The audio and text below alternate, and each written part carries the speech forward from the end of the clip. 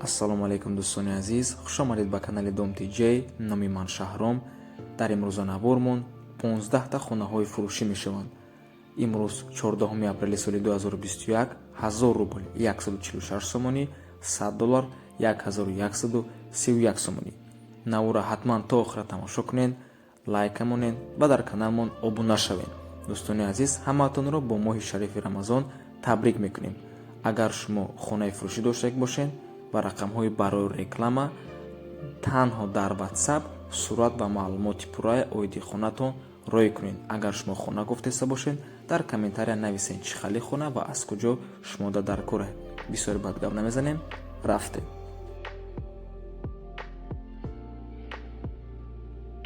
хонаи фурӯшӣ дар ҷайҳун, ноҳияи ҷайҳун, Қумсангири Пештарада. замин барои 12 сотик, фундаменташ тайёр, 4 ряд сементблокаш чиндагӣ барои 4 дар хона дар тарафи Розикобод, ноҳияи ҷайҳун, Қумсангирда.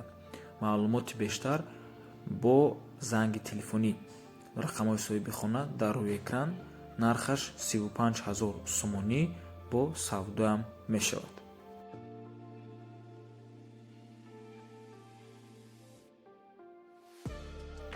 хонаи фурӯшӣ дар шаҳри Бохтар.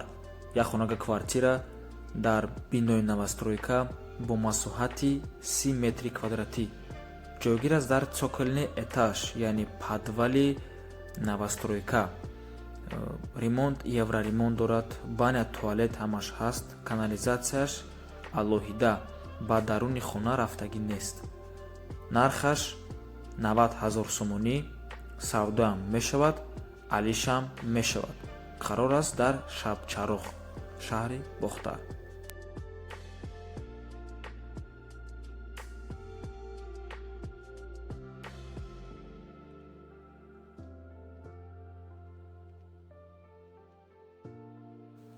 хонаи фурӯшӣ дар шаҳри Душанбе. як хонага квартира бо масоҳати ҳамагӣ 22 метри квадратӣ. ба фикрам квадратураш камтар майда барои як хонага. ҷойгир аст дар дуюм ошшона. бинои новостройка. бино худаш аз 11 ошшона иборат аст. қарор аст дар Гипразем, назди бозори Вориси Сомон. хона бо таъмири замонавӣ, яъне евроремонт таъмин аст. техпаспорт дорад. срочно фурӯхта мешавад бо нархи 190 000 сомонӣ.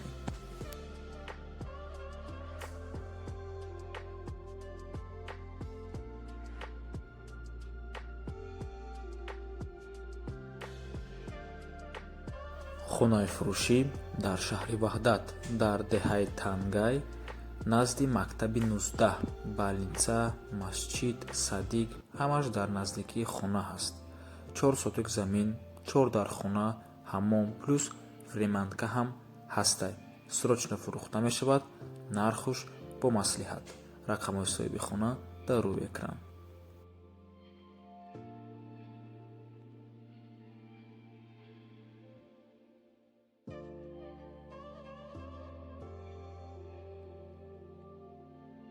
хонаи фурӯшӣ дар ноҳияи Абдураҳмони Ҷомӣ.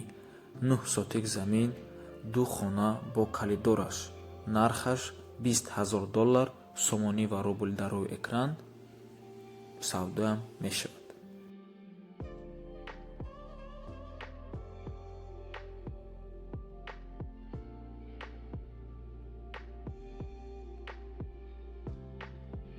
хонаи фурӯшӣ дар шаҳри Душанбе. як хонага квартира дар якум ошшона, бинои нави сеошшонага бо масоҳати 35 метри квадратӣ. бо таъмираш техпаспорт дорад. об, свет, канализатсия ҳамавақт ҳаст. қарор аст дар маҳаллаи Политехникум, шаҳри Душанбе. нархаш 195 000 сомонӣ бо савдоам мешавад. рақамҳои риэлтор дар рӯи экран. ва дӯстони азиз, ин рақамҳое ки дар рӯи экран дидестед рақамҳои риэлтор мебошад. акаи Ҳикматулло. метавонем ба ҳазур муроҷиат кунед агар ягон хона гуфтеста бошед. ба шумо барои хонаковӣ ва хонахарӣ ёрдам мекунад.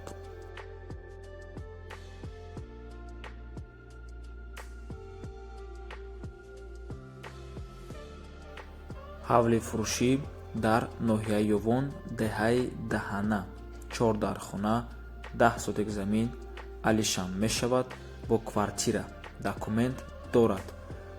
Имо WhatsApp соҳиби хона дорад дар ҳамин номерое ки дар рӯи экране. Нархи хона 195 000 сомонӣ. Ай номи канали Дом Тиҷаи гап занед, насиб савдоям мешавад.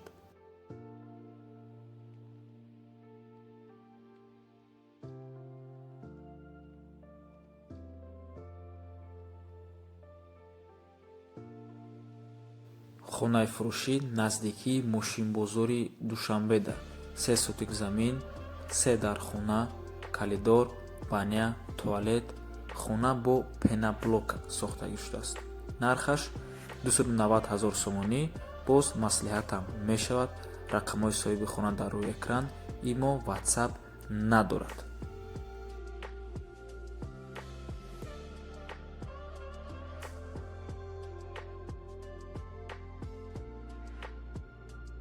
хонаи фурӯшӣ дар шаҳри Душанбе дар бозори Султони Кабир. як хонага квартира дар 4 ошона, бино худаш 6 ошонага бо таъмири миёна, лифт, свет, об ҳамавақт ҳаст, техпаспорт дорад. бино дар сари роҳ. чӣ ки гуфтем, дар бозори Султони Кабир 46 микрорайон. нархаш 200 000 сомонӣ. бо савдоям мешавад.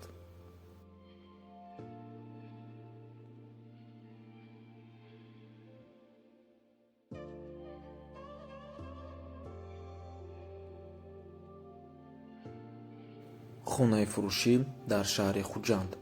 як хонага квартира бо масоҳати 44 метри квадратӣ дар 3 ошонаи бинои навастройка қарор аст дар 13 микрорайони шаҳри Хуҷанд, назди мактаби рақами 23. хона бе ремонт мебошад, коробка, документош 100%. нархаш 175 000 сомонӣ. рақамҳои соҳиби хона дар рӯи экрана ва соҳиби хона илтимос мекунад ки занг назанед, вайбер ёки имода фақат нависед.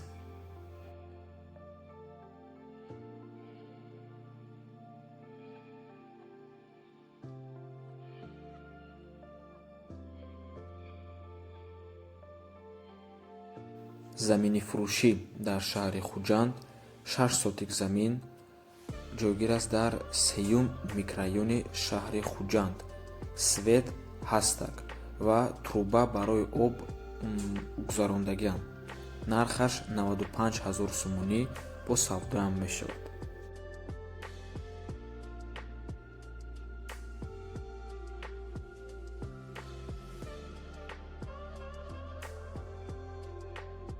хонаи фурӯшӣ қарор дорад дар шаҳри Душанбе, рӯ парӯи молодёжни театр, лаби роҳи Калон. бо тамоми шароиташ фурӯхта мешавад. 3 дар хона алоҳида. нархаш 730 000 сомон. хонахар боша бо маслиҳатам мешавад. рақамҳои соҳиби хона дар рӯи экрана. подписчики худ монед, ба ҳазур метавонед занг занед, аз номи канали Дом Тиҷаи гап занед, савдо кунед.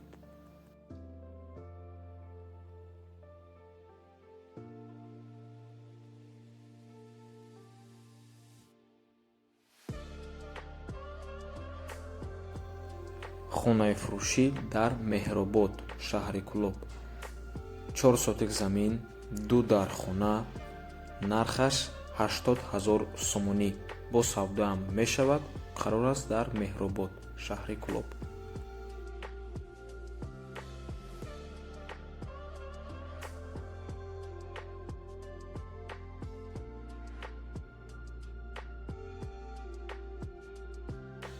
хонаи фурӯшӣ дар шаҳри Бохтар, духонага квартира дар 3 ошона, бинои советӣ бо масоҳати 44 метри квадратӣ. қарор аст дар маркази шаҳри Бохтар. хона бе ремонт мебошад, яъне коробка ва частична с мебелью фурӯхта мешавад. нархаш 22 000 сомонӣ. бо савдоям мешавад. нархаш баланд аст аз ҳисобе ки хона дар маркази шаҳр мебошад.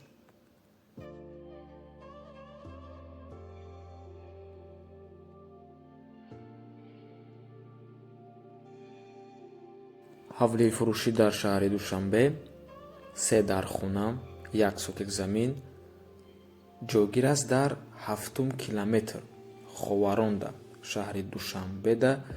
Канализатсия, об дорад, свет ҳамавақта ҳастай, ванна, туалет дар дарун мебошад. Каничкаи автобуси 37 ховарон 12-ум квартал. Нархаш 180 000 сомонӣ бо савдоам мешавад. ва ин буд охирон хонаи фурӯшӣ дар имрӯза Навормон. Раҳмати калон дӯстони азиз ки моро то охир тамошо кардем. То боздид. барори кор шумода.